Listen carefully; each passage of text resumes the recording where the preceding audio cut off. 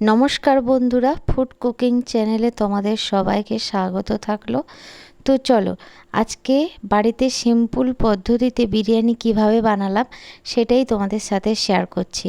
বিরিয়ানি বানানোর জন্য 1 কিলো মাংস নিয়েছিলাম, 1 কিলো চাল নিয়েছি, আর অল্প পরিমাণ আমাদের বাড়িতে যে যতটুকু আলু খেতে ভালোবাসে তো ওদের হিসেব করে 2 পিস করে আলু নিয়েছি। আর ডিম কয়েকজন খাবে না বললো, কয়েকজন খাবে বলেছে, ওই জন্য 2টো ডিম নিয়েছি। আর দেখো হাঁড়িতে জল গরম বসিয়েছি, জলটা গরম হয়ে এসছে দেখেই বুঝতে পারছো। তো আর হাঁড়িতে জল যখন গরম হয়ে গেছে, বিরিয়ানি বানানোর জন্য এলাচ, লবঙ্গ, তেজপাতা ওইগুলো সব দিয়ে দিয়েছি জলে, আর অল্প পরিমাণ রিফাইন তেল দিলাম। তো জলটা যাতে ফুটলে চালটা ঢালবো, যাতে চালের গায়ে যেন ফ্যানটা না থাকে, ওই জন্য তেলটা দেওয়া, যাতে ঝরঝরে ভাতটা হয় আর কি। তো দেখো জল ফুটে গেছে ভালোভাবেই, জল ফুটে যেতে চালগুলো সব ঢেলে দিলাম। দেখো গামলাতে যতটুকু চাল লেগেছিল তো ওটাও মুছে পরিষ্কার করে জলে দিয়ে দিলাম। তো এটা বেশিক্ষণ ফুটবে না, যেহেতু চালটা আমি ভিজিয়ে রেখেছিলাম, আর তাড়াতাড়ি হবে। আর দেখো চালটা কিন্তু ফুটে গেছে। এবার ভাতটাকে গড়িয়ে নিয়েছি, পুরো একদম ঝরঝরে ভাত হয়েছে। তোমাদের যখন রান্নাটা করব বিরিয়ানি তখন দেখাচ্ছি ভাতটা কেমন ঝরঝরে হয়েছে।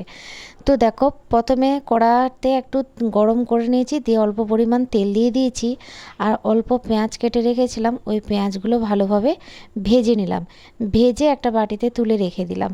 এপাশে দেখো আমার চিকেন কিন্তু কষানো হয়ে গেছে, আর চিকেনে কিন্তু বেশি জলও দিইনি। চিকেনে যে যতটুকু জল বেরিয়েছে একটুখানি দিয়েছি যাতে নিচে না লেগে যায়। এবার ভাতটা দেখো কতটা ঝরঝরে হয়েছে, ভাত কিন্তু একটু আমার হাতে লাগছে না, তার মানে বুঝতে পারছো ভাতটা কতটা ঝরঝরে হয়েছে। তো এবার দেখো কড়াতে আমি মাংসর উপরে ভাতটা দিয়ে দিলাম, আর অল্প পরিমাণ নুন দিলাম। যে পেঁয়াজটা ভেজে রেখেছিলাম তাতে ভাতের উপরে একটু দিয়ে দিলাম, যাতে বিরিয়ানিটা খেতে খুব সুন্দর লাগে।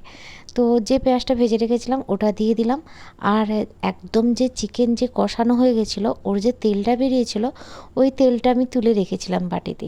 তারপরে দেখো গরম মশলা গুঁড়ো একটু দিয়ে দিলাম উপরে। গরম মশলা উপরে দেওয়ার পরে যে পরিমাণ আর যে ভাতটা গামলায় ছিল ওটা একটু অল্প দিয়ে দিলাম। তারপরে একটা একটা করে লেয়ার দিলাম।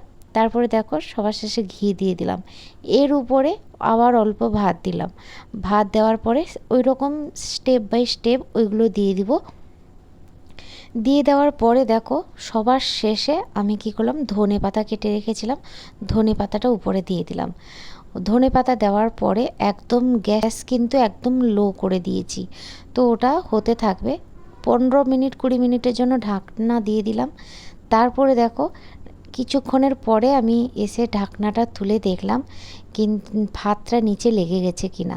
তো দেখলাম বেশ ভাবটা বেশ সুন্দর হয়েছে, গন্ধটাও বেশ ভালো আসছে। যখন সবাই খাবে তখন বোঝা যাবে যে বিরিয়ানিটা কেমন হয়েছে। যখন থালিতে দিব তখনই বুঝতে পারবে যে বিরিয়ানিটা ঝরঝরে এবং সুস্বাদু খেতে হয়েছে। বাড়ির বিরিয়ানি বলতে কথা, দোকানের বিরিয়ানি নয়। আমি মনে করি তো দোকানে কেনার থেকে বাড়িতে যতটুকুই যেরকম আইটেম আছে ওই রকম বানিয়ে খেলে মনে হয় আমার শান্তি, আমি এটা মনে করি। তো যাই হোক দেখো নিচে আমার কিন্তু লাগেনি, যেহেতু অল্প পরিমাণ একটু জল দিয়েছিলাম। এপাশ সেপাশ করে একটু করে নেড়ে নিলাম, নিচে খুন্তিটা মেরেছি, একটু কিন্তু লাগেনি। তো এটা একটু ভাতটাকে উল্টে দিলাম, নিচ থেকে উপরে এরকম উপর করে দিলাম। করে দেওয়ার পরে আবার কিছুক্ষণের জন্য ঢাকনাটা দিয়ে রেখে দিব। তারপরে সবাই খেতে বসবে টেবিলে, ওখানে আমি পুরো এটাই বিরিয়ানির যে কড়াতে করেছি ওটাই নিয়ে যাব। তো কড়াতে কেন করেছি, যাতে ভাতটা একদম মানে জেকে না যায় আর ঝরঝরে থাকে, মানে মেলানোর থাকে আর কি, ওই জন্য কড়াতে। তো দেখো আমার ভাতটা দেখেও বুঝতে পারছো। এবার ঢাকনা দিয়ে কিছুক্ষণের জন্য রাখবো, তারপরে নিয়ে যাব খাওয়ার টেবিলে। তো দেখো খাওয়ার টেবিলে কিন্তু নিয়ে চলে এসেছি, আমার বিরিয়ানিও বাড়া হয়ে গেছে থালিতে। কেমন হয়েছে প্লিজ কমেন্ট করে জানাবে, আর একটা লাইক করতে ভুলো না, চ্যানেলটাকে প্লিজ সাবস্ক্রাইব করে নিও। আজকে এই রেসিপিটা শেয়ার করলাম, তো তোমরা সবাই ভালো থাকো।